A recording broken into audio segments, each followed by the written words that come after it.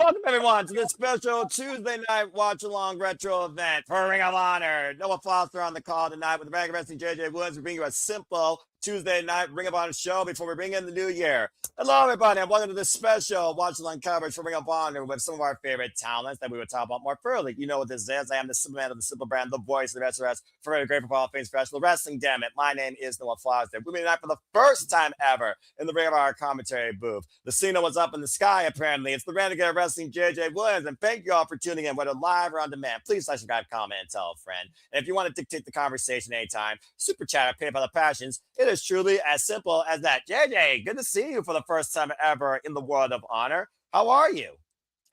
Doing well. It's been a nice, quiet day off. Got my laundry done, got home, watched the No DQ review. That does not matter, Walter. The show was free on YouTube today. That's right. So you still can very much get in here and join us because I know you have YouTube. If you have YouTube Premium, then there's no commercials. If you don't have YouTube Premium, let me know, and I think I got you. Yeah, exactly. But more importantly, JJ, of course, we gathered here to have a little bit of fun with Honor ahead of the new year. I gotta say, calling Ring of Honor these last couple of weeks has been extremely fun. I might start making this a regular thing just cause. And again, folks, very simple card tonight. We got, of course, Mark Davis in action. Satnam Singh is also in action. Tag team action tonight with Big Bill and Bryan taking on the Dark Order. Join the Dark Order. Ace Austin, former multiple-time X-Division champion, takes on one of the best, the king of sneaky style from the Don Callis family. Don Callis' right-hand man, Asuka Rock, Rocky Romero. And Red Velvet stirs it up with Janai Kai in a Ring of Honor Women's World Television Championship Proving Ground match, where if Janai Kai beats or outlasts the champion for 10 minutes, she will get a future title shot. And of course, the biggest reason we are here tonight, folks, is the Bustah and the Bryan are once again back at it in tag team action, taking on the Death Riders, Garcia and Yuta, taking on Alec Price and Jordan Oliver on this special, simple edition episode of Ring of Honor that you can watch along there with us, as Jada said, right on YouTube. It literally is right there. So I hope you enjoy the next 50 plus minutes of watch on reaction and conversation to Ring of Honor as we prepare to ring in the new year, having a little bit of fun professional wrestling this New Year's Eve. So, JJ, looking at this card, what's on your mind tonight ahead of us doing this? Besides, of course, the biggest reasons why we're here. Shout out to Bustah and the Bryan, who have, of course, been tearing it up all across the independent scene. Now find themselves together and Ring of Honor for the second time after taking the swirl to quite a mix last week, of course, from the Hammerstein Ballroom. Yeah, anybody that knows me knows that this is why I am here.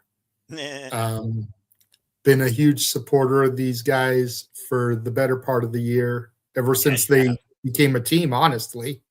About a day, I knew Young, Dumb, and Broke before you knew who Bustah and the Bryan were. First time I saw these gentlemen was back in 2018 in Chaos Wrestling right here in my hometown. That's some reliable information for you. Speaking of reliable, guess what, folks? It's not Nigel McGuinness, but he loves technical wrestling. Let's welcome in our reliable friend, Walter Cruz. Walter has joined the Ring of Honor booth tonight. Walter, good to see you. We'll get to you in a moment. JJ, please continue. Yeah, but you keep going back to Young, Dumb, and Broke. I don't believe that was Oliver and Price. I believe that was Oliver and a different partner. It was. YDNP, as they were originally known, now going by Bustah and the Bryan, didn't form until spring break of this year. Correct. Young, Dumb, and Broke was originally no, wait. I take that back.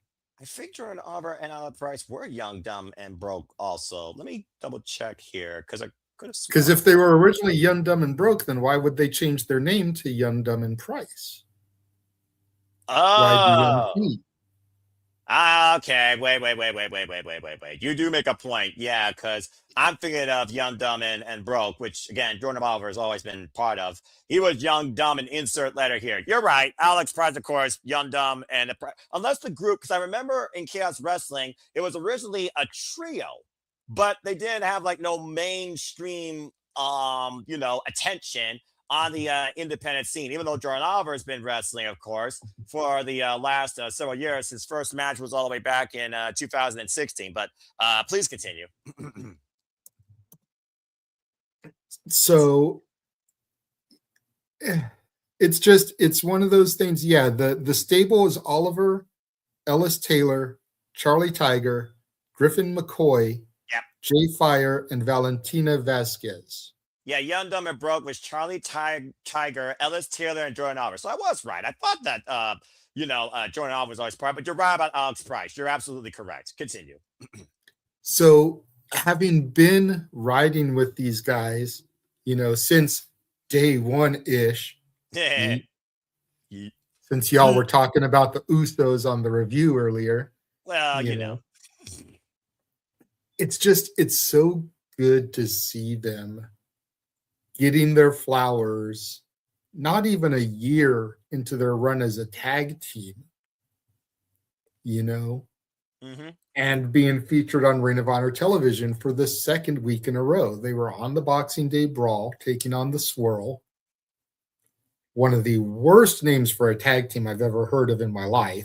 Chocolate and vanilla. He's vanilla ice cream. I know, but still. I know. We just need to add a woman to it and call him Neapolitan. Damn it, JJ, you fucking idiot. That way we get the strawberry in it too. Hollywood Haley J. Throw her in there. You got Neapolitan. But anyways.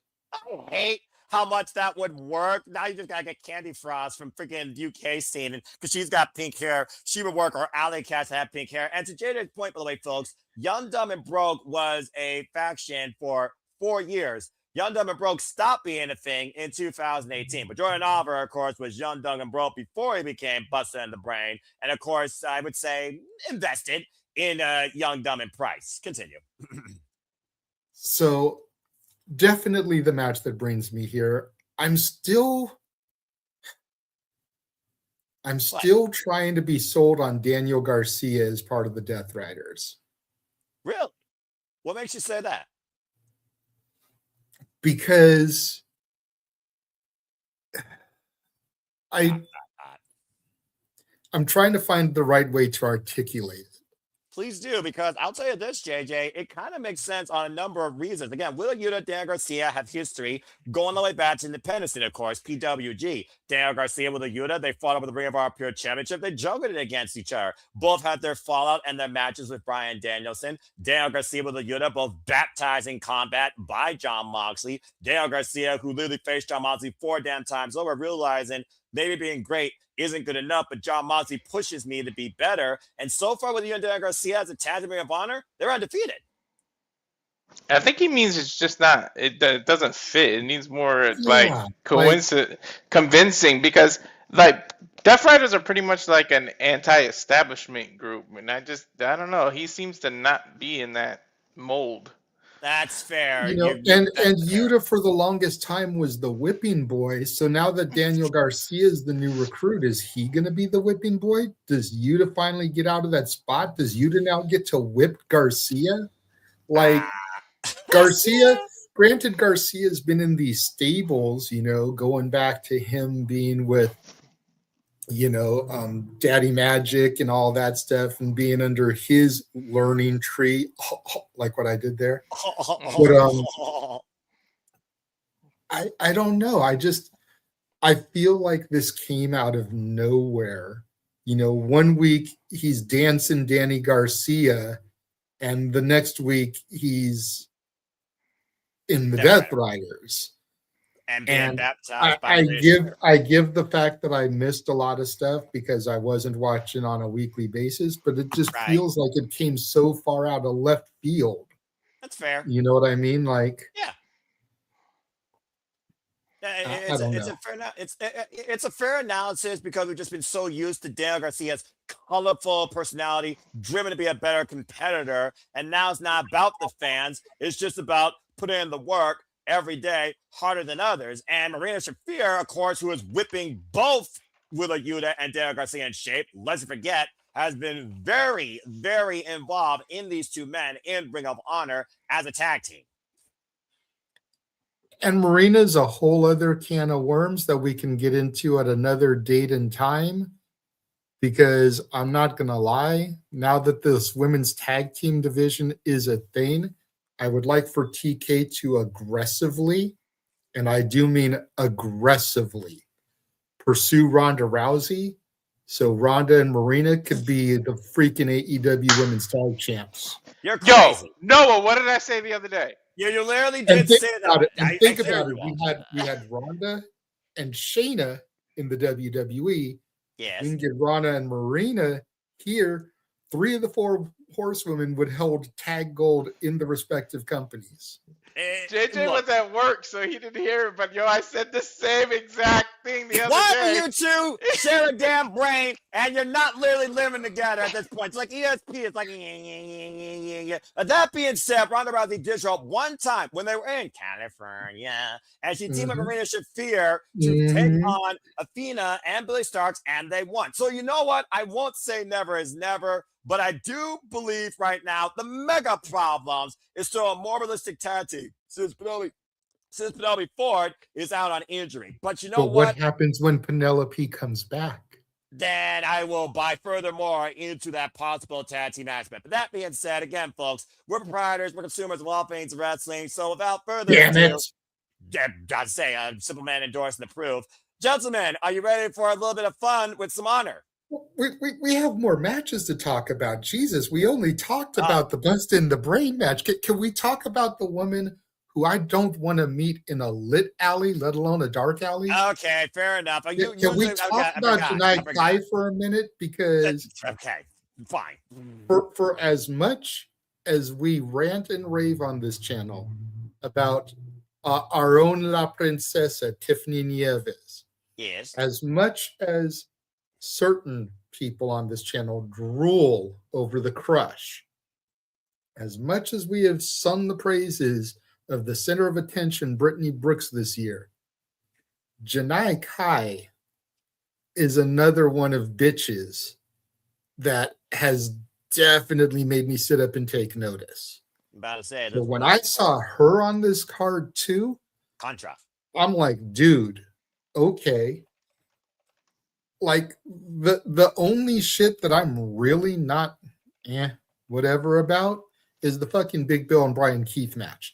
And that's a fucking shame because when I first saw Bryan Keith debut on Ring of Honor, so I did do one watch long because I watched that final battle where he made his debut.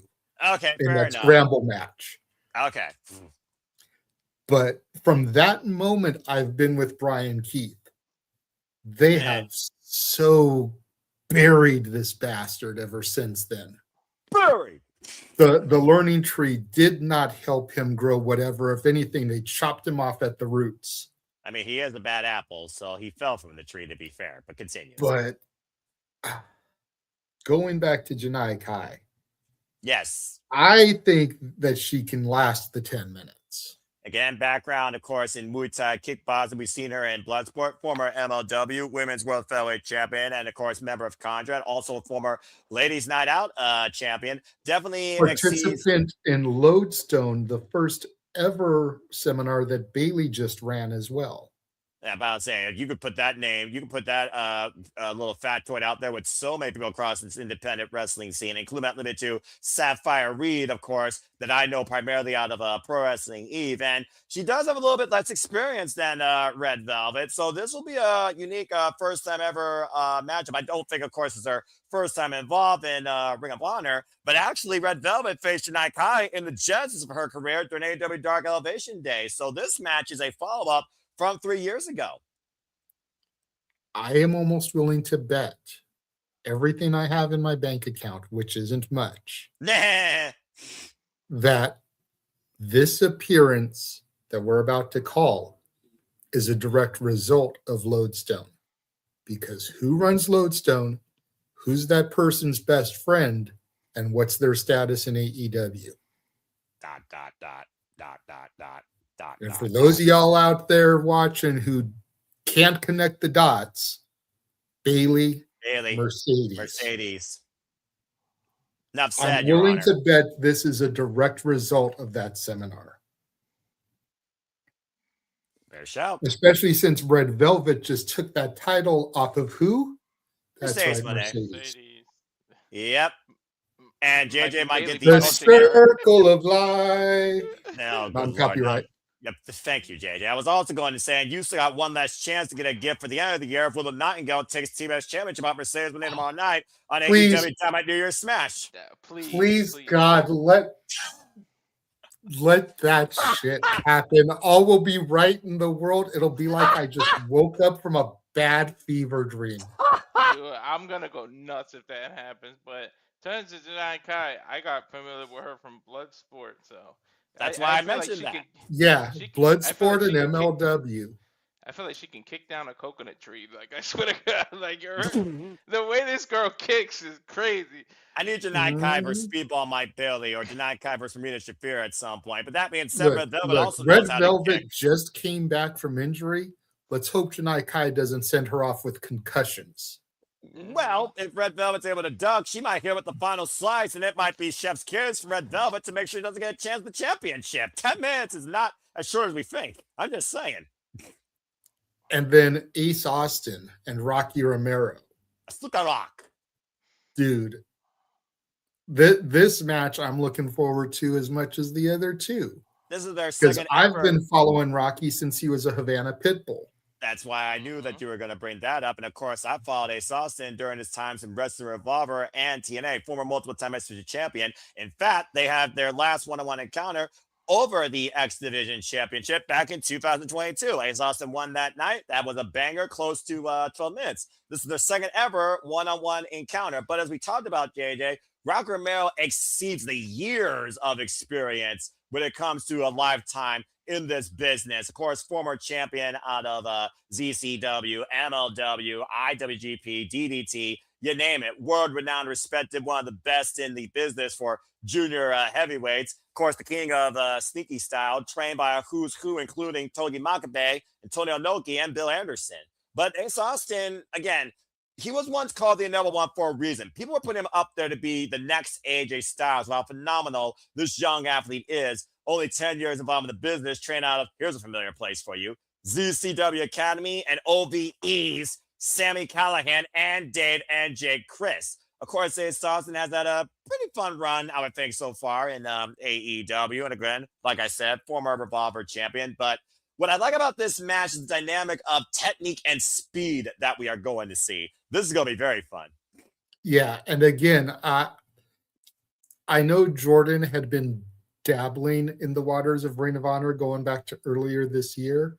Yes. But this is another one where I can't help but think that Jordan's match against Ace at the Revolver Holiday Special didn't have direct repercussions on this booking at Hammerstein with him and Alec taking on the Swirl and now the Death Riders. Because if you watch the video that Revolver posted of Ace post-match, he has some glowing things to say about Jordan Oliver. So I would not be surprised if Jordan being on this major show at Hammerstein isn't a direct result of his encounter with Ace at the Revolver show earlier this month. It cause and effect, it's a cause and effect. Because I believe it was filmed the same weekend. I believe the Revolver show was Thursday, and then they were at Hammerstein like Friday, Saturday, or Saturday, Sunday. The same week. So I would not be surprised. Walter, anything further to add? Nah, he said it all. But when Ace Austin left TNA, I almost took it personally. I was a little hurt, but I mean, we'll see how his ROH and AEW run ends up being. But I don't know. I was too, but the more that I hear on the Chris Bay front, and again, we never want to say never in professional wrestling. How many people have we seen that never should have come back, came back? He's pretty much seems to have resigned with himself that he's now officially retired. Yeah, so he's still moving. He doesn't have to live life in a wheelchair. Thank Christ. He's succeeding and thriving as Chris Bay do, but he seems to be content with his position in life now. And he seems to be content with the fact that if he never gets to lace those boots up again, he's okay with that. So for Ace to be doing what he's doing here, I'm all for it because I always thought they would go to the E together and light up the NXT tag division and the main roster division with the TNA partnership. Right. Yeah. But with Bay not looking like he's coming back, let Ace go here, be with the Bang Bang Gang, reunite with some Bullet Club members, and do his thing. Yeah, I agree with you. At least Bay has one thing going for him: is his youth. Like Paige, when she got injured, people thought she would never come back. He's but also got Brittany Brooks yeah, going for him. yeah, Okay, let's just yeah. call it like it is. All right, It's focus true. on wrestling here, gents. But he's got youth on the side where, believe it or not, me getting out of bed hurts. So I can't imagine a neck injury, but youth just has a miraculous way of helping you heal. So Honestly, at this point, if Bay goes the Corey Graves route and merges into a commentary position, still able to give to the business, it's all I want for him. Yeah, all you As want long is as just he is happy, I'm happy for him. Well, you definitely aren't happy when it comes to this sour apple Big Bill, Oh. of course, and Bryan Keith taking on the Dark Order. Of course, Alex Reynolds and John Silver, the most original dynamic of the Dark Order, 3 and 4. And I love that synergy into, of course, the jackknife cover they used. That has won them a few matches. Bit of a mixed record here in Ring of Honor, as it looks like Big Bill and Bryan Keith are looking for a reset. Maybe for the Ring of Honor tag team division. After the learning tree died a horrible, rotting death, Big Bill and Bryan Keith had their fall, of course, of the Bang Bang Gang, and we saw the Bang Bang Gang get the better of that altercation. It's been a while since we've seen Big Bill and Bryan Keith involved in Ring of Honor, so this really is the last match left to talk about since we know Dunkzilla's in action, Satnam and Singh are also in action, but nothing further to add regarding their opponents. But does anyone want to add anything further with this before we finally get ready to lock into Ring of Honor? This is my bathroom break. yeah, the only thing Seriously, for going him is Lexi. Because again, Big Bill and Bryan Keith, ever since Jericho left television, have been more than useless. And the Dark Order just haven't been the same since Mr. Brody Lee passed. I mean, you're not wrong. That's accurate. Go onto the Shorts channel and listen to what me, Ryan, and James were saying about what if Charles Mason took over the Dark Order. And I'm going to just let you sit there and cook with that, Noah, because your silence speaks volumes. I mean this politely. Charles Mason is a certified fucking psychopath. Mm-hmm. And the root of all evil. If anybody right now in the game can come close to bringing the Dark Order back to the glory it had behind Mr. Brody Lee, it's Charles fucking Mason. Don't at me. It's true. He looked I'm not saying anything. I'm not saying anything. He's not wrong. I'm absolutely not going to say anything. All right. Well, that being said, I mean, do we even want to throw a prediction out here just because? I mean, it's Big Bill and Bryan Keith, right? They're going to run over the Dark Big Order. Bill and Bryan Keith are going to get the victory because the Dark Order hasn't won shit in like 15 years. Damn. They were losing while Brody Lee was mentoring them. Double damn. 4 people are going to be in. They won more matches with Brody than they did before or after. But that's like calling a pile of shit less smelly than another pile of shit. Okay. Well, that being said, this isn't sponsored by the poop emoji. Shall we get into the Ring of Honor finally? Because I think we pretty much covered everything. Because Double J, Jeff Jarrett, and Sanjay Dutt. Dude, as long as I get to hear My World on TV, I'm happy. Like, I don't know. I don't think that's his theme, but okay. And the Don. But if Jared comes with him, damn it, that's all we need. Give me some Double J, man. I'll be sitting here like Big G. I don't need to hear the Dale Oliver freaking weird song. I don't at the end of 2025. I'm just saying. Okay. You know what? What? Would you rather hear that or Def Rebel? I'd rather hear that. All right. Shit, I'm honestly tired of hearing Def Rider's theme already. And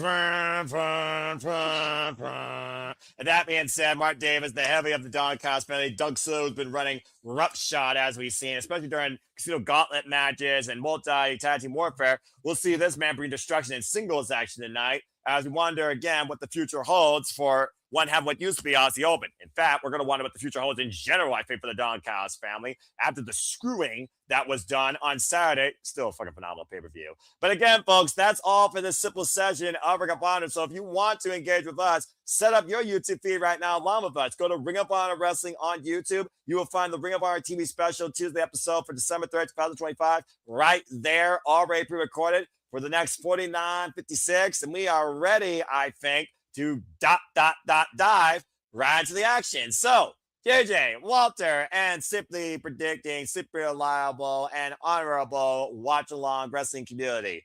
Let's have some fun this Tuesday night with professional wrestling with Ring of Honor. All right, let's go ahead and hit the play button. I know, Walter, you said you're a little ahead of us, so we'll let you know when Jordan Oliver comes on the Tron. But let's hit play, Noah, in 3, 2, 1, play. This is going to be awesome. I love Ring of Honor. And what a year for them, by the way. And Bandito and Athena, unstoppable. No question, no question. All right, let's do this. Ian Riccaboni, Caprice Coleman, bring us in. And there's Jordan Oliver on the Tron. And welcome, everybody, once again to this special Tuesday Night Edition of Ring of Honor. JJ Williams, Walter Cruz, Noah Foster on the call tonight. It's Bustah and the Bryan once again are in tag team action. Jordan Oliver and Alec Price. This time taking on the Death Riders. Of course, this was pre-recorded in the Hammerstein Ballroom during the holiday season. I hope everyone had a phenomenal time, of course, at the holiday season and had everything that you wanted. Thank you so much for tuning in. Please subscribe, comment, and tell a friend. If you want to dictate the conversation, as we talked about before, Super Chat, it's as simple as that. Again, so much more fun to come tonight. We also know this Thursday we have Ring of Honor as Bandito and Jay Lethal take on the Swirl, Lee Johnson and Blake Christian, as Blake Christian's been very vocal about going after Bandito's Ring of Honor World Championship. Hey, and Blake Christian isn't somebody that people should take lightly. He is a former GCW World Champion. With a ton of history, as I talked about in our last week's Watch Along Ring of Honor. For those that tune in, by the way, against Jordan Oliver. Meanwhile, with the Yuta and Daniel Garcia, who have written their own chapters over the Ring of Honor Pure Championship, now both Death Riders are going into tag team action tonight, where so far their Ring of Honor record, they are undefeated as a duo. It's just ironic, you know, at the end of the day, we were talking a little bit about how I don't feel Garcia fits. Bryan Danielson wanted to bring him into the BCC, and it didn't happen. And now here we are a year removed of Bryan's retirement, and he's a fucking Death Rider. And with a Yuta, by the way, first faced Jordan Oliver in the ZCW Dojo Wars in 2018, while Red Death Daniel Garcia took on Jordan Oliver back in 2021 in DXS. There, of course, see John Moxley, of course, watching his troops go to battle. His army of violence that never say die, never surrender, and put in 100% of the work. Not just John Moxley, but the winner of the C2, John Moxley. I was saying, for those that didn't watch the pay-per-view, finger for that, Walter. Don't star me, JJ. Referee Aubrey Everett for this contest is, of course, finger for those that tune into our watch-along, of course, AEW World's End, as, of course, you are now post-pay-per-view along with all of us, as John Moxley is indeed the 2025 Continental Classic Champion. Bell rings are underway. Oh! And Continental Champion now, as the Unified Champion, of course. Unified Championship is no longer existing. John, of course, Kazuchika Okada is still AEW International Champion. And stay tuned for further results and thoughts on AEW updates. Tomorrow we cover New Year's Smash on New Year's Eve before the Shenanigans End of the Year Spectacular. So now we have an international championship and a national championship. That's not confusing. You're about to say, JJ, the wordplay in itself, as me on commentary, is sure to make me botch sooner rather than later. But that's to come. Let's focus on the now with Alec Price and Daniel Garcia in the ring here. Nice head scissors takedown there from Alec Price. And I've talked about Alex Price and, of course, John Oliver's history as Bustah and the Bryan, formerly, of course, Young, Dumb, and Price, and Jordan Oliver going all the way back to tag team wrestling with Young, Dumb, and Broke since 2014. Nice. Heads. Nice. Go ahead. They're probably going to make up a word like intercontinental instead of intercontinental. Watch. Okay, first off, this is not the WWE. They don't have stupid ideas from bad creative like that, nor do they have championships that look like an over-glorified logo without personality. So let's As long as it's inter-continental. Oh, for the love of Pete. Because you got to get Noah doing the hyphen gimmick. Okay, these two aren't young. They're acting dumb, and I'm broke. But that being said, Alec Price right now taking advantage of the Death Riders on the outside. And of Dude, course, what? you guys Garcia back in the ring here. can hear more of this revolution of wordplay when we Oof. cover Revolution March 18th for AEW, the restart of the AEW Predictions League in 2026. Oliver looking for the acid bomb. Alec Price Oh. going to go for the assist, making Whoa! it a super acid bomb. Dude, I think Price took speed or something. Oh. Dude is on one. He is all over the place. He just That's got what whacked out happens of when the you take barricade. 3 or 4 energy drinks before a mat. Yeah, the definition of hype before Mojo Rawley existed. Alex Price and Daniel Garcia shared one one-on-one match, by the way, in 2024 at A1 Wrestling. Of course, promotion owned by one All Eagle, Ethan Page. And Albie Everest right now trying to get Daniel Garcia away from the corner with a Yuta taking advantage from behind. There's the dirty tactics that Death Riders are known for. Willa Yuta, of course, has no prior history of Alex Price. Tag made to Willa Yuta. Like I said, former Ring of Honor Pure Champion. Of course, won and lost the title at a point against Daniel Garcia. And 3-0 right now as a tag team in Ring of Honor are Daniel Garcia and Willa Yuta. Of course, the current Ring of Honor tag team champions are Los Fantásticos Ingobernables, the Beast Mortos, and Sammy Guevara, since Roosh is out injured. How long before we see YMP is all elite? Whoa! Graphics pretty soon. Beautiful bridge here with the submission by Willa Yuta on the figure 4 leg lock. John Moxley approving at ringside. Well, we saw High in the Maya World earn, of course, their place now in the mainstream scene. Now, all elite. Congratulations again to those Didn't I incredible call young it too? athletes. I said by Shout the, out by to the, Maya World for doing, what Tegan Knox and whatever her fucking girlfriend's name is couldn't do. And that's being fucking professional. All right, that's all right. We did. I we called buried it the too. I hatchet. said by New Year's they're gonna be signed. They couldn't even wait. The same day I said it, they signed him. Yeah, of course, I fought high end, like I said, during her times in Rhodes Wrestling Association, former New Texas Pro Women's Champion, also involved in Shimmer. And I also remember, of course, seeing her challenge Julia for the Entrance Round Women's Championship, of course, at Lone Star Shootout, of course, over a decade plus of experience to the Renaissance Girl. Couldn't be happier for high end. And right now, the Death Riders in firm control of Bustah and the Brain a la Price Legal on a pain train, though, by Yuta and Garcia running these clotheslines in the corner. Oh, sorry, Oliver. Botch. Oliver has the long tights. Price has the shorts. I couldn't see from behind. And there Garcia with a Yuta. Great double team combination. Into the full Boston Crab. And look at the wrenching. Daniel Garcia sitting deep in on it. Price is the one with the ants in his pants that can't stay still. Yes. Right now, Jordan Price Oliver, is Bustah. Jordan is the Brain. Well, let's see if he has the brains to get out of the submission hold, crawling for the ropes and force the break. Let's not overlook the fact that freaking John Moxley is out here as Bustah and the Brain are in the ring, okay? Fine tag.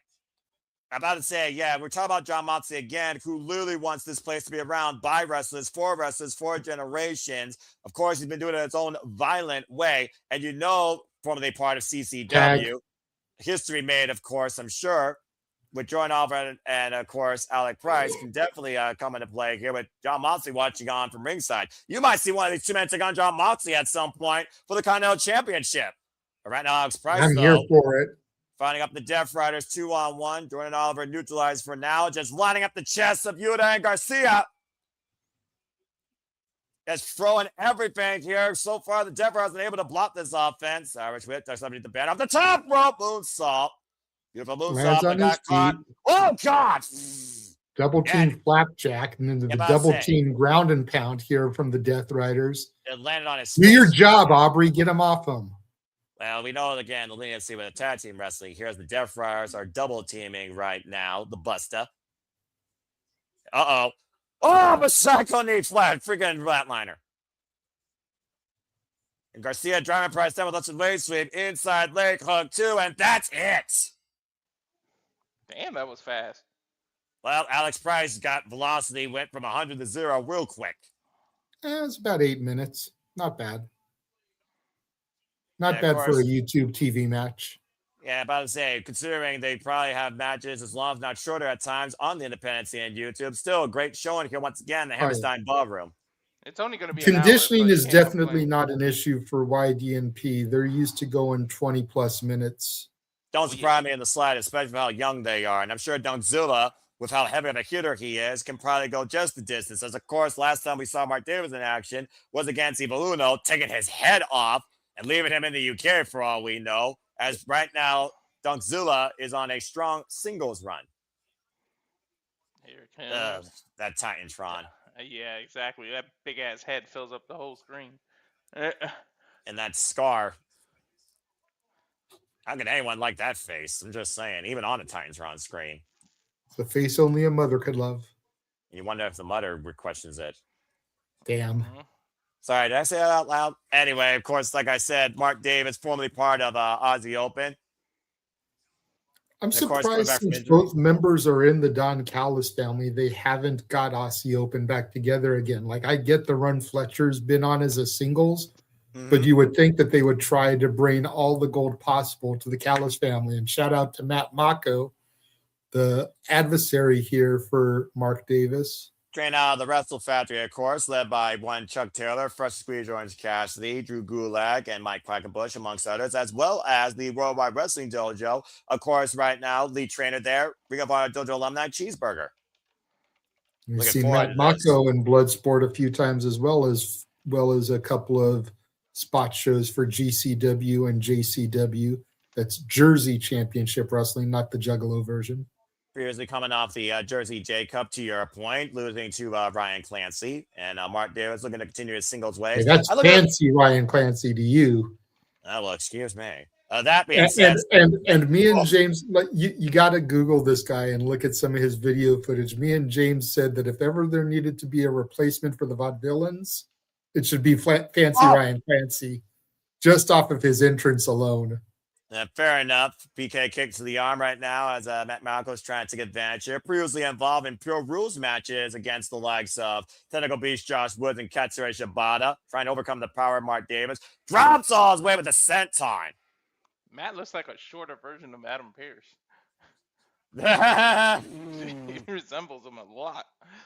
I mean, he almost looks like a super skinnier Desmond Wolf from TNA, formerly known, of course, now we know as Nigel McGuinness. It's very likely there's a cover of Mark Davis in a 1 count. Maybe it's just because Mark Davis is such a hefty side of beef. I mean, this is accurate. Again, we saw Dunkzilla run roughshod during the Casino Gauntlet match and Survival of the Fittest. First ever Survival of the Fittest for Ring of Honor Men's World Championship that, of course, Bandito survived and won. You see Michael trying to fight back, though, going down to the core, but oh, jeez! Confident friggin' suplex. And to your point earlier, JJ, I think it's the fact that Kyle Fletcher wants to break out as a single star. He doesn't want to go back to midlife crisis mode. He's proven his worth this year and the confidence he has himself to be a future world champion here in AEW. If anyone wants to go after the tag titles of the Don Callis family, it should be Roppongi Advice, friggin' Trent Beretta and Rocky Romero. But they came and get winning Ring of Honor. They lost during the 0 Hour and 8-man tag team match, or excuse me, at Wrestle Dream. But no, it was a friggin' 0 Hour at Cover 2. Kind of no, Matt Michael's still in it. They lost against Bandito Mascara Dorada, of course, at the 0 Hour glorified squash match. I'll say Dunkzilla firmly in control here, though. And again, Mark Davis coming back from leg injury. That's quite, potential, I think, as a big singles man here. Matt Michael, though. Oh! Beats a right. That's going to do it. No, this is going to do it. I guarantee you. Wham! What? Whoa! Nice transition. What were you saying? In attempt to Juju Katami, Mark Davis, those shoulders down, and force Matt Michael to take the break. That was amazing. Yo, that was a beautiful roll into an arm breaker, the way he pulled that off. That's some MMA shit. Couldn't hyperextend it, though. Now looking for the double underhook, possibly DDT, but Mark Davis. Well, right now, Mark may go able to escape. Spinning kick connects. Rocks Dunkzilla down to his knees. You can't underestimate people, man. Nah, you definitely I just thought that Mako was out on his feet after that shot. I figured that was going to be the end of it. Yeah, same. And that lariat's what put down Evil Uno. Uh-oh. Got hooked. Off. Fades first, the second turnbuckle. And Mark Davis driving his elbow for the side of Matt's head.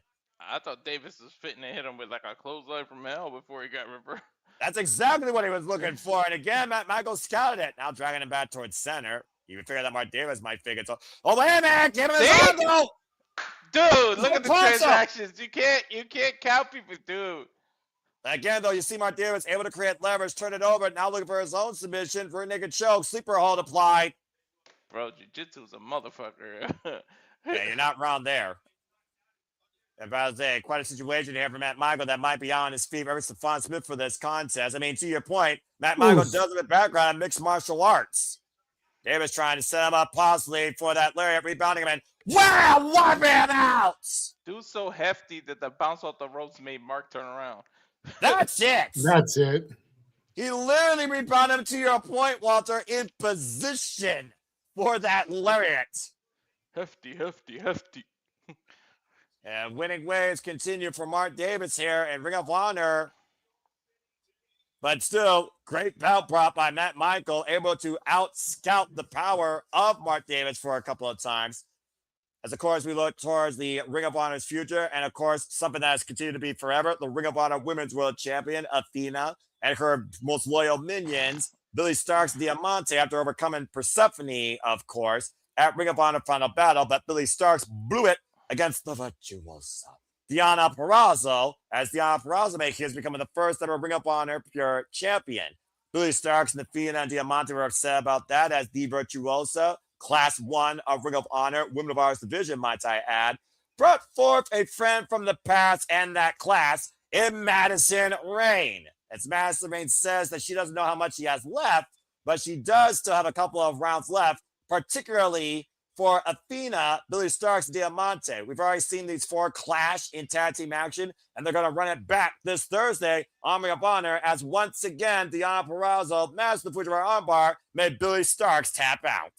Yeah, who the hell is on the verge of beating Athena? This girl's on a Roman Reigns style run right now. Well, that being said, can anyone beat the Virtuosa? We'll find out this Thursday when Billy Starks Diamante take it to the Killer Queen and the Virtuosa once again in tag team action. That's going to be a fun bout. This, however, is not going to be fun for the Dark Order. No. You want to talk about size? Look at this guy, as high as a skyscraper in New York. Dude is huge. That's put it politely. And nice and healthy now, sobering up, man. Good for him. Yeah, but I would say I'm glad that he literally reformed his sinful ways and got a new lease on life. Aubrey Edwards for this contest, but of course, the voice of honor, Bobby Cruz, introducing Big Bill and bounty hunter Bryan Keith, formerly part of the worst gimmick probably in wrestling or freaking modern day history, at least AEW history. Last time we saw these guys, of course, involved in tag team action was against the Unacclaimed. Anthony Bowens and Matt Scarcester somehow coexisted that night in October at AEW Collision Homecoming. They have their hands full with the Dark Order. You can say what you want about the Dark Order, but they're always consistent, especially 3 and 4, Alex Reynolds and Johnny Hungy, John Silver. Of course, coming off that trios win literally earlier in December against the Frat House. And as far as Alex, go ahead. Silver's the short, stocky one with the beard, right? Yeah, Johnny Hungy, Mr. Neat Man, the man that I thought would be breaked out at some point as a singles chance for a TNT championship opportunity. But you know what? It is what it is when this young man's on my screen. And of course, Dark Order 3 and 4, AEW originals since day one. You've also seen them recently, of course, in Maple Leaf Pro Wrestling, Dark Order represented by Evil Uno and Stu Grayson. Say what you want about the Dark Order. They've been instrumental in Ring of Honor, particularly, JJ. And Code of Honor, we'll see if that's a here to here. Of course, Jada has already talked about his thoughts towards this particular group, faction, and I'm sure this duo as well, but, conversation. John Silver with the hand out to Bounty Hunter Bryan Keith. Code of Honor here too, and bell rings are underway. Bro, can you lower your pants a little? What the? He's got to, hike him up high. Got to show who the biggest man it is this fight, right? I guess. I mean, look, I'm no one to judge apparel, all right? Especially when it comes to, how high you hike your pants. Although the biggest man is really the guy you got as a partner sitting on the apron, but whatever. I mean, size matters, but also sizes can be dynamic. Size matters not. Judge me by my size, do you? Right. Oh, I kicked the midsection to John Silver. Almost threw me off there. Bryan Keith, of course, 13-year veteran, bounty hunter, Lone Ranger, formerly, of course, out of Texas. The Irish whip thrown off. Nice drop kick by John Silver, or Johnny Hungy, as, of course, we called it in the heydays. And tag made. And we'll see if, again, they keep Big Bill out of the equation. I think Big Bill made the blind tag off the double toe hold by the Dark Order. Stereo drop kick downstairs. Alex Reynolds legal cover. 2. Looks like he didn't get the tag. Surprisingly with the reach. 2 count only. Bryan Keith, also current Defy world champion, by the way. Alex Reynolds might be looking for a monkey flip. You were saying, JJ? I was just saying, yeah, I never got to go back and see who won the match between him and Timothy Thatcher, but I'm assuming he retained. Of course, you can watch Defy Wrestling, I believe, on certain, well, again, what's some sort Triller of Plus. Triller Plus, thank you. I couldn't figure the name of it. Triller TV, Triller Plus. I keep thinking, are they one and the same? I don't think so. And you could go watch his last bout against Timothy Thatcher, to your point, that literally happened 2 days ago. As he, of course, beat Clark Connors to first win that title. Ran to the elbow. Alex Reynolds now going up to the second rope. Big Bill, though, with a big distraction. Oh, man! And just rocketing up with the headbutt. Jack in. Alex Reynolds with the John, taking him down hard to the floor. Tag made to Big Bill. Oh, boy. Uh-oh. Oh, God! Hopefully they come back to town again when I have a little bit more money. Coming so close to Christmas just screwed me from going to Defy. Well, again, priorities over passions and, funding aside, you still had a good time, though, with what you have seen this year. And we're having a fun time watching Big Bill clubbing away Alex Reynolds tonight in the Hammerstein Ballroom. Seen more wrestling live this year than I have in the past, 10 years. And how did it feel? Fucking amazing. That's all that matters then, bruv. And hopefully there will be a lot more of that come 2026. Well, if nothing else, I guarantee we'll be covering a lot more because I enjoyed the Continental Classic coverage we did. That was a fun project. We already got stuff set for February. We got stuff planned at least once a month. And it sounds like we're definitely going to do even more this coming WrestleMania weekend. Good grief! Overhead body drop as Alex Reynolds dropped from the top of Big Bill. As if him being over 7 feet isn't high enough. The dude's got to throw you an extra 4 feet when he backdrops you. For real, you're going to drop 10 feet to the mat. Might as well be dropped from the freaking second floor of a building. Gives new meaning to the phrase death from above. Right. You might as well be thrown off the balcony there in the Hammerstein Ballroom. You know what? That's a fair comparison, too, now that you mention it. Big Bill could probably touch the upper balcony. Right? I would love to just see a freaking show at that venue. That venue just looks so awesome. Mm-hmm. Now you see right now that's Reynolds trying to bring the fight to Bryan Keith. Bryan Keith left like, oh God, it took his head off. Good Lord, like him out cover. One Night Stand 05 and 6. Exactly. And of course, home to GCW in New York, Hammerstein Ballroom, as well as Ring of Honor Final Battle. And of course, currently AEW residency for the entire Continental, well, not the entire Continental Classic, Christmas week Continental Classic. And Bryan Keith hoisted up at 5, drop it out to Reynolds, trying to tag the Meat Man. Tag made John Silver. And John Silver, of course, one of the most explosive little people you'll see in the ring. I'm sure our Canadian friend Ash approves. Bryan Keith right now, friendly fire to Big Bill, got caught with a boot. Dude, I love how much energy John Silver brings. Exactly. Right? He's running cannonball, wiping Big Bill out with a tope suicida. Did he hurt himself? He's limping. Looks like either he's feigning an injury to try to get the advantage here, or he really hurt himself. Yeah, but I was saying, did he tweak something on that tope? You saw the way he rolled off a Big Bill after making contact. Backslide now by Bryan Keith. Oh, combination by John Silver, just teeing off against Bryan Keith from down under. Hoist him up. Brain Bustah. Cover, leg hook, 2, and kick out by Bryan Keith.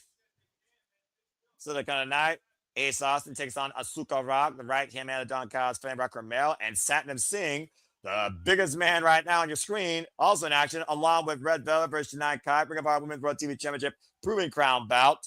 And that will be our main event. And again, this is a mixed match, to say the least, JJ.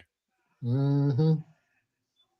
It's like Rey Mysterio and Big Show type shit. About to say, is he Spike right now? Does he believe that he's the tallest man alive? There's no way. There is no way.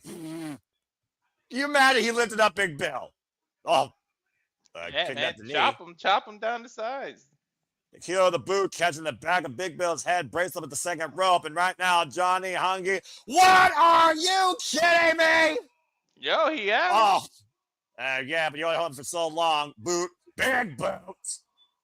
And again, takes Silver down, takes Alex Reynolds now. Bryan keeps legal into the cover, and that is it. Knocking his lights out. By Big Bill gets the big win. How many times you said big in that sentence? But just the fact that he was able to get Bill up on his shoulders like that was impressive enough. Yeah, no kidding. That's ridiculous right there for John Silver. But I also think that was undoing JJ because he had to be extremely exhausted and just living him up in that moment. Again, like I said, maybe they're looking for a reset and Ring of Honor towards the Ring of Honor tag team gold. Sometimes having a lower center of gravity helps with that when you need to deadlift something. I suppose that's true. As, of course, Blake Cruz has been very vocal this year about the Ring of Honor World Championship, as, of course, he has already tapped out the franchise, Jay Lethal, and has mocked the former Ring of Honor World and Pure Champion.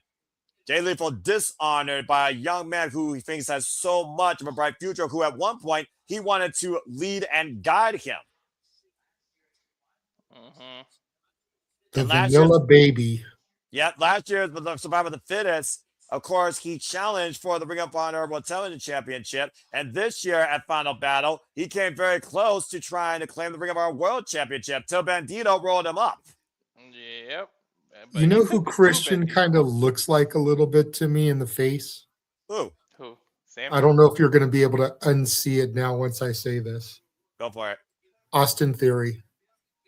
Well, at least he's got far more talent than him and is capable. That being said, he's also been using the lethal injection towards wins as well. You almost wonder if Blake Christian's 2026 resolution to become the new franchise of Ring of Honor. And we'll see if it can beat the previous franchise and the current in tag team action this Thursday. Bandito and Jay Lethal taking on the Swirl, Lee Johnson and Blake Christian this Thursday on Honor Club. Did you and me know a call the Blake Christian versus Bandito? Because I swear that match is in my head. Like, I remember seeing it. I'm pretty sure we called Ring of Honor Final Battle. Yes, because that was Survivor of the Fittest where he got pinned. And Satnam Singh has yet to be pinned on an 11-0 singles record as we go back to the ring.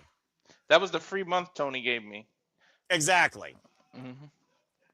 As Satnam Singh, of course, one of the biggest anomalies you will see, Mr. 1 in a billion, 3 years of experience, formerly a background in basketball, taking on Charles Mason. Dude, we speak of the devil. What the fuck? The literal devil. Okay, this is going to be interesting, or it's going to be really short because he can knock his lights out. Again, as I talked about, this certified psychopath, trained by Amazing Red, House of Glory champion, by the way, this freelancer, 30 years of age, 8 years involved in the business, has been House of Glory heavyweight champion now for 207 days. Again, stick and move, baby. Stick and move. Well, I guess that's one when you take down a 7-foot giant.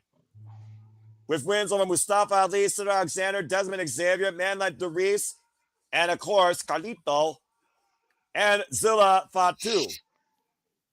Right off the top turnbuckle. Who's bigger than Big Bill? Yeah, about to say, in size and muscle mass. Ain't that some crazy shit?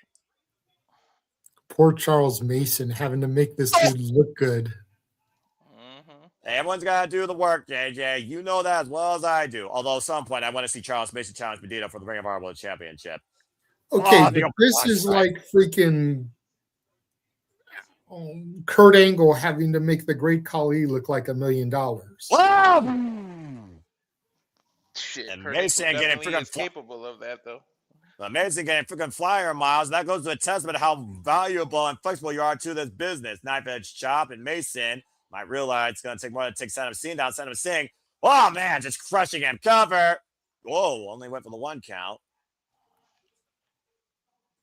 It's too cocky, too arrogant, too greedy. You don't want to give a guy like Mason that opportunity. Do you realize who Satnam Singh's company is? And ain't he great, JJ? Just saying. Oh, good Lord. Goodbye. Oh, God, planted. Oh, it's over. Yeah, 1, 2, that's it. A bullshit. A bullshit. A bullshit. The crowd agrees with you. Lackadaisical freaking.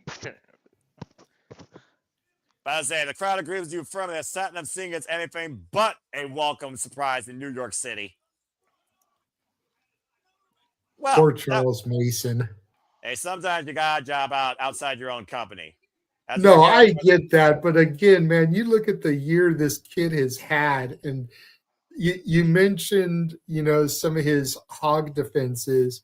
Yeah. We mentioned the J Cup earlier. Go back and look at the I Quit match he had against Billy Starks at the J Cup.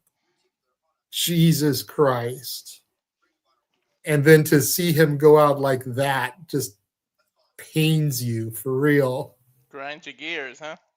Yeah, what grinds JJ's gears? And if you want to learn more we don't have enough time tonight for what grinds my gears. I'm about to say, we can start with John Moxley winning the C2. Hey, I was pissed over that too.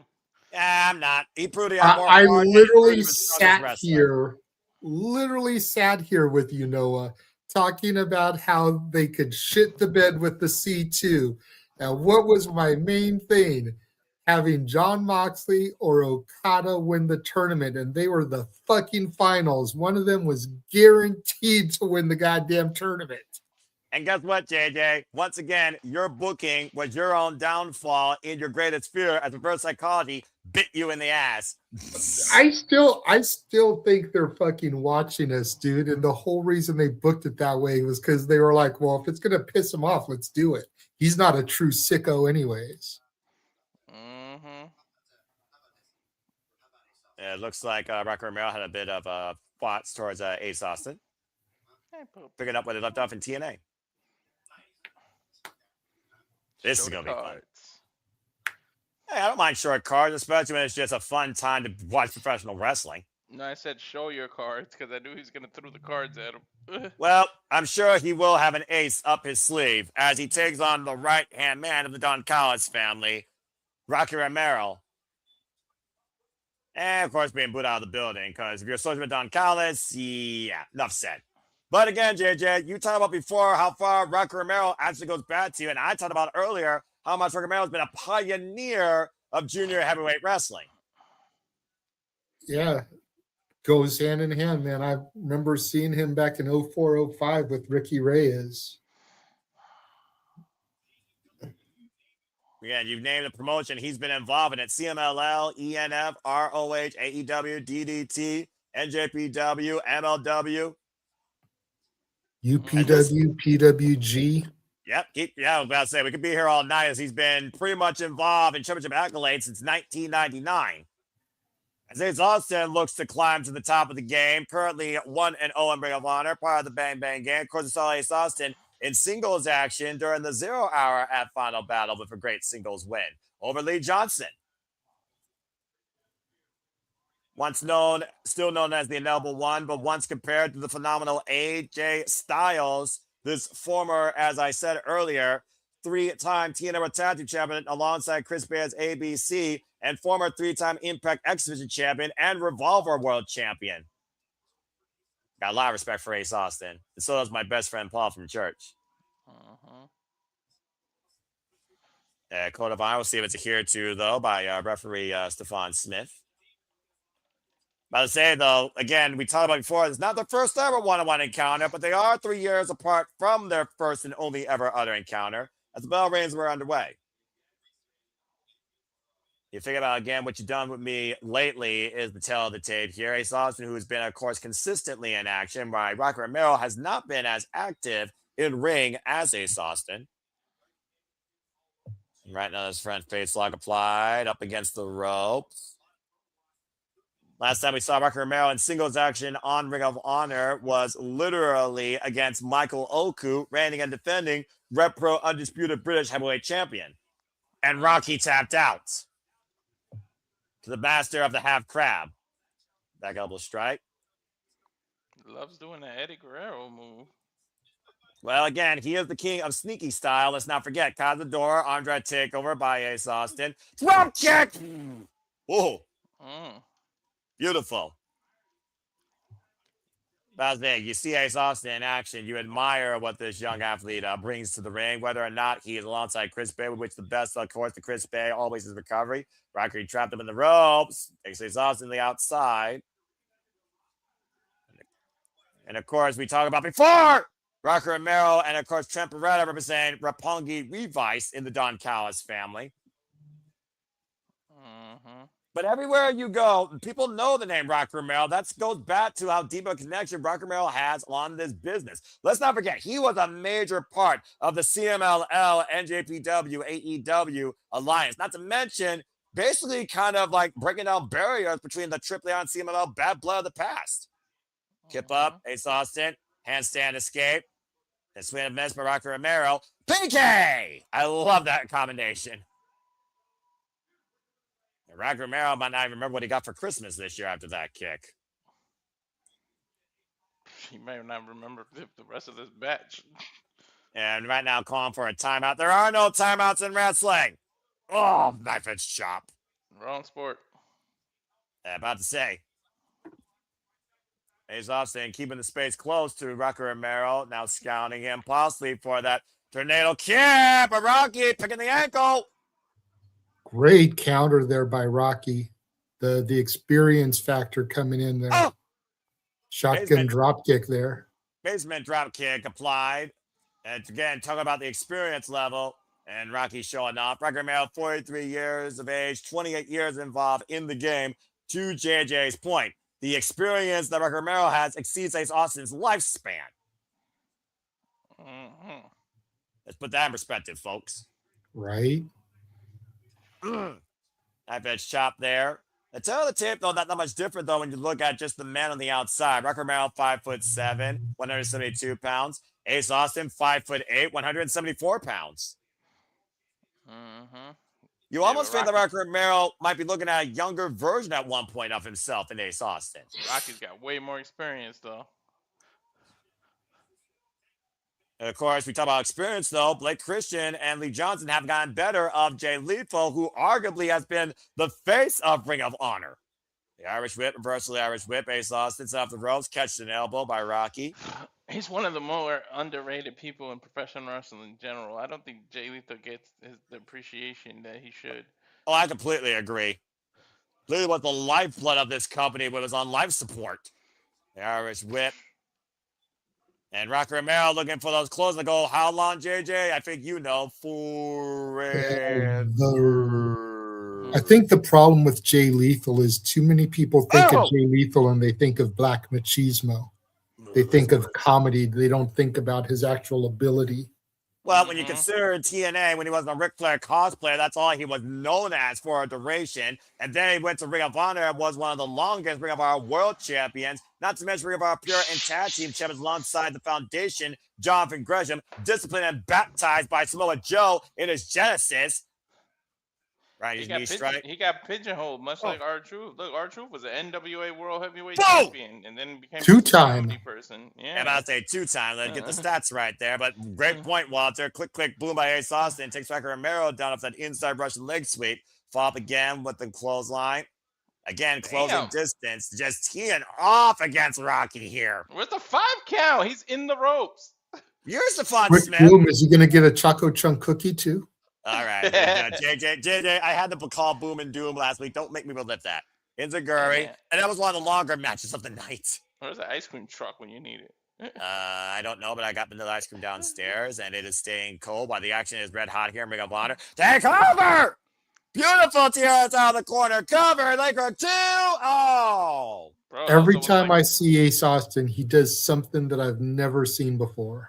Right? That was like a reverse Poison Rana. Like that was Poison Rana the front way. I'm about to say, also known as the Frankensteiner, because to your point, it was basically a somersault, not a moonsault. But the way he took him over out of the corner from the opposite side of the ropes, very impressive. And Rocky right now went for the Inzaguri, caught with the rewind. Up to the shoulder, though, not to the side of the head or the upper forearm, excuse me. He's holding his shoulder, too. Look. Now, we know that Rocky Romero loves to implement submission hold Jujikatami. Ace Austin sit up and over. Oi! Loses footing on the apron. Shoulder block, though, trying to recover. Now slingshot up and over. Looking for the sunset flip, the roll up, the cover, too. And Rocky escapes. I stack by Rocky. 2 count on Ace. And it's Rocky right now in control, looking to hoist up Ace Austin for something big here. Ace though with the back by drop. Rocky maintains hold. Ace rolls through. Uh-oh. Wow. Whoa, look at that. Well, way to figure 4. Now cross-leg bridge cover 2. And Rocky somehow escapes. What the hell? I thought he was going for a submission. He turned that into a pin. And somehow Again, Rocky able to escape. Go, JJ. Just again, every time I see Ace, he does something freaking new I've never seen.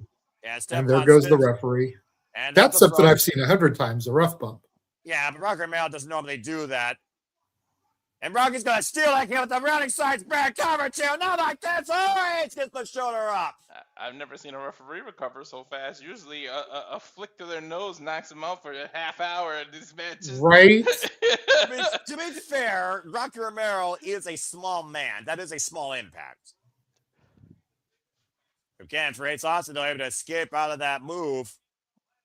Hey, Yoda's a small man too, but makes a hell of an impact.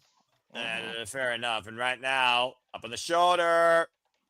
In and out, Rocky looking for the DDT. Ace Austin countering, though, with his strength. Hooking the head, hoists it up. Takes him down the suplex. Makes more of an impact than the Dark State. Yeah, don't get me started with that shit. Uh-oh, and Ace Austin might be looking for the food. And it looks like Rocky Romero's not ready to bust yet. Running in the corner. Ace able to evade. Look for this earlier. Catch him with a tornado kick. Springboard kick. Turning Rocky Romero inside out. And he's lining him up for the fold. Leg hook. 2. That's it. I feel like that was the longest match so far, right?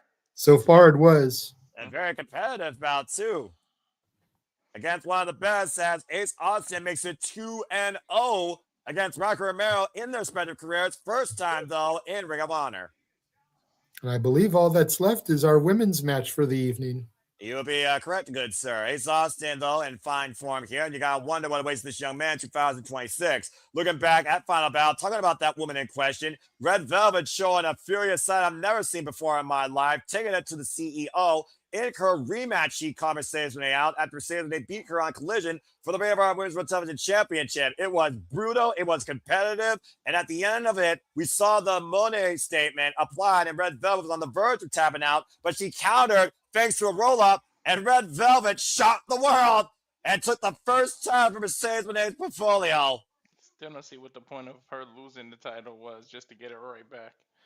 Again, there's a funny thing here called giving back to the business of putting somebody over and considering Red Velvet and Mercedes Monet's pedigree. I'll just leave that food for thought there. Speaking of food for thought, straight out of your mama's kitchen, here's Red Velvet with a record of 12-1. Now our 2-time Ring of Honor Women's World Television Championship. Ironically enough, the first time she won the title was literally at Final Battle last year. In this I've never seen very her building. in my mama's kitchen. It's my favorite kind of cake, though. Just saying, you said she come in straight out of my mama's kitchen. I ain't never seen her in my mama's kitchen. That's all I'm saying. All right, fair enough. There was nothing sexual, derogatory, anything like that. Nothing freaky deaky about that statement. I just said I've never seen her in my mama's kitchen. And I've never seen these two go one-on-one. That's Janai Kai will be our opponent tonight in this proving ground. See if the Code of Honor is adhered to. Again, if Janai Kai beats the 10-minute clock or beats the champion, she will get a future title shot. Well, I can already see one mistake Red Velvet's made, and that's coming out there with all that Kinesio tape with a fighter like Janai Kai. That's just a big-ass bullseye. Well, again, kicked in that Kinesio tape the whole fight. About to say, but we'll see if Red Velvet, who also is a proficient striker, takes her head off. We're doing with 2 kickers here, so again, don't blink. Of course, member of Contract, Janai Kai, former MLW Women's World Featherweight Champion and Ladies Night Out Champion. Speaking of women, and Mercedes Monet will defend the TBS champion against the very woman she beat for it, Willow Nightingale, tomorrow night on AEW Dynamite New Year's Smash. And we'll be coming here at Simple Lava Studios, folks, as Willow might give Mercedes Monet the worst gift of the year. Circle Janai to Kai your right now. She needs to continuously circle to the right. Don't go towards her, or circle to the left and don't go towards that right leg. Don't go to her power kicks. Again, to those proficient strikes by Janai Kai, of course, known as Gaiatera, with a background in kickboxing and Muay Thai. Of course, Red Velvet, though, with the boxing background right now, teeing off against Janai Kai in the corner swiftly. Now teeing off against the midsection. That's not just for blood flow, that stocking she got in her leg. That's because she kicks crazy strong with that leg. Well, it also comes down to what Tomoishi does when he has that elbow pad, of course, and that strap on his right arm to actually add more of an impact when he throws a freaking lariat. Ooh, gets the boot up. First time ever one-on-one encounter, by the way, with these two since AEW Dark Elevation a few years ago. She got caught in midair. Kick right with that same leg. And proficient kick right there to Janai Kai, former competitor, of course, to be seen in Bloodsport, member of Contra, one of the most fast and lethal young up-and-comers in the business. She's got to register her legs as lethal weapons, I'm telling you. And the thing about her kicks that you talk about, Walter, she more so uses the heel, the hardest part of her foot. You see that? She lifted her legs straight up in the air to like mess with the angle she's going to kick her at. That's crazy. A snapmare right now to the champion. A vicious kick lining up the spine of Red Velvet. Now cooking the leg. Whoa! Not afraid of Janai Kai. The flexibility of both women. That's crazy. Yeah, you're not wrong there, bruv. Again, Janai Kai firmly in control here. Kai showed it with that kick, and then Red Velvet showed it with the choke in the corner. Flexibility. Of course, Red Velvet has the final slice, that overdrive, or of course, Chef's Kiss, that spinning back heel kick. Oh my God! You're not supposed to fold that way, no. Yeah, I'm about to say Fujiwara armbar being applied by Janai Kai, and that arm is straight vertical, and to your point, the kinesio tape heavy on that left shoulder. And Red Velvet's sense of urgency here, trying to find a way towards the ropes. Again, you either win or you survive. You're the champion. If you're the challenger, you survive or beat them, as Red Velvet forces the break by her toes. About to say, this isn't a pure bout here. This is just a straight-up fight. And right now, Red Velvet's still trying to fight back. One clubbing shot over the back, though. Knife-edge chop of Red Velvet, forcing Janai Kai temporarily on the retreat. And Janai Kai, maybe not the strongest record, but again, still a very dangerous competitor. I can't wait to see her on Bloodsport again. I'm telling you, she's the shit in that. Face lock. Yeah, about to say, scoop slam right now by Janai Kai, getting the better of the champion. Of course, you can stay tuned to Walter and James and JJ and others covering Bloodsport with our UFC expert Walter Cruz in 2026, along with so much more content we keep you in tune of wrestling and combat sports. Wins that cradle by Red Velvet. Almost got her. She went to the well one too many times with the same move. A great scouting by the champion. Trying for a different recipe for success here. The snapmare, though, and Janai Kai going back after that left arm. And slightly different angle this time. And again, the stomps. And of course, exaggerating that show, you hear about Velvet screaming in agony. Now going for the camera lock. And what the hell is this Dragon Sleeper being applied? Dude, a half straight jacket. It's a straight jacket. Yeah, the half straight jacket, though, as Red Velvet does still have the right arm free, but all that pressure is being focused on the left side of her body. Well, referee's discretion, but it looked like Red Velvet was nodding her head that she gave up. Or was she just frailing in desperation and panic? Swing and a miss. Like I said, referee's discretion. If I was the ref, I would have called it. About to say, though, you probably would have been called out for that. But again, I don't want to see this end. I want to see this go DDT to the time limit. I'm liking this. Out of desperation with the DDT, Red Velvet trying to find some sort of new momentum here. Trying to neutralize the challenge momentum. Janai Kai back up to her feet. Champion back to her feet, taking her down with the lariat. We're at the halfway mark, by the way, for those that are keeping track. I don't know what has a stopwatch up. We are over 5 minutes. Nice arm drag suplex there. And driving her with her knees in a bad position. I don't know if JJ likes that dish served. Oh, wait a minute. Janai Kai, Red Velvet, taking her eyes off the challenger for a moment. Janai Kai trying to capitalize. Try saying that 3 times fast. Off the ropes. And driving her barefoot. I do mean barefoot. Through the side of her head. And now again, that pinpoint kick to the shoulder, Walter. Yep. And Red Velvet might be on her feet. And Velvet, oh, wait, able to escape. Run her over, rolls her through. Janai Kai, blocking the elbow. There's the lethalness. Look at this. How freaking counterintuitive is Janai Kai tonight? Dude, that was she kicking her with the front of your foot. That would knock you out so quick. Yeah, about to say, this is a bad place for the champion right now. Again, the spine. Here it comes. She's gonna do Uh-oh. that tornado kick. And to your point, whoop, Red Velvet just got it. Oh my God!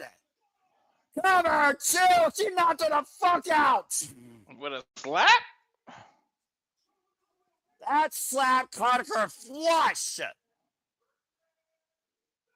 Well, I don't know if that was the final slice, but that was definitely a slice for success as Red Velvet with the KO strike needed to survive this proving ground bout against a very game Janai Kai. I like Red Velvet stirring it up with people like this. This is great. I would love to see Janai Kai come here again and take on Red Velvet or anyone in this division. Game effort by Janai Kai, Red Velvet, Code of Honor here too. Again, this Thursday, Bandito and Jay Lethal take on the Swirl, JJ's favorite tag team name. Lee Johnson and Big Christian. And Billy Stars and Diamante take on Dion Razzle and Madison Rain. And we also have MXN TV taking on the Outrunners and Dalton Castle in a fight without honor. And so much more as we'll bring in the new year of honor, but we'll bring out the new year with AEW. But for now, for Walter Cruz, for the Bangers of Jimmy Williams, I'm Noah Foster reminding you, make a positive life. Have a good night and happy wrestling, everybody. Hope you enjoyed this coverage of Ring of Honor tonight. Walter, go ahead and cut the fucking feed. That was freaking fun. I like that. Mm-hmm.